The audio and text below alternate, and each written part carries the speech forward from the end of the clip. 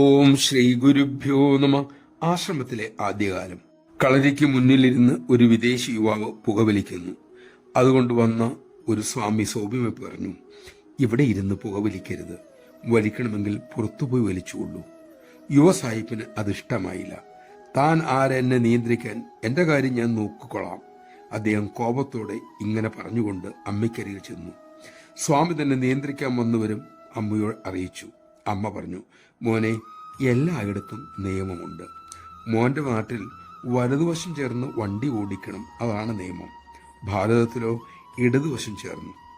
അത് അവിടെയും ഇവിടെയും അതാത് രീതിയിൽ അനുസരിച്ചല്ലേ പറ്റൂ.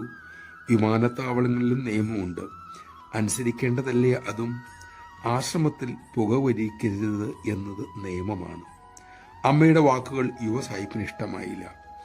ആ സന്യാസി ആരാണ് എന്നെ വഴക്ക് പറയാൻ? എൻ്റെ ബോസ് ഞാൻ തന്നെ. ഇങ്ങനെ പറഞ്ഞുകൊണ്ട് ആ യുവാവ് ആശ്രമത്തിൽ നിന്നും യാത്രയായി. 3 വർഷം കഴിഞ്ഞു. അമ്മ സ്വിറ്റ്സർലൻഡിൽ ചെന്നപ്പോൾ ആ യുവാവ് ദർശനത്തിനെത്തിയിരുന്നു. അമ്മയോട് അദ്ദേഹം പറഞ്ഞു, അമ്മേ, എൻ്റെ ബോസ് ഞാനല്ല എന്ന് എനിക്കിപ്പോൾ മനസ്സിലായി. അമ്മ പുഞ്ചിരിയോടെ കാര്യം തിരക്കി. അദ്ദേഹം പറഞ്ഞു, ഒരിക്കൽ പൊതുസ്ഥലത്തിരുന്ന് ലഹരി ഉപയോഗിച്ചു, പോലീസ് പിടിച്ചു, 6 മാസം ജയിൽവാസം.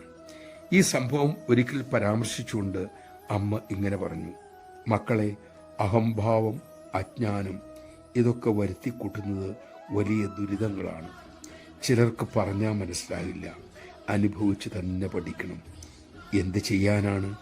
പക്ഷേ അനുസരണക്കേട് കാണിച്ചു എന്ന് പറഞ്ഞ് നാം ആരെയും തള്ളിക്കളയുമരുത്, അവരെയും ചേർത്ത് പിടിക്കാൻ ശ്രമിക്കണം. അതാണ് അമ്മയുടെ വഴി. നമഃശിവായ.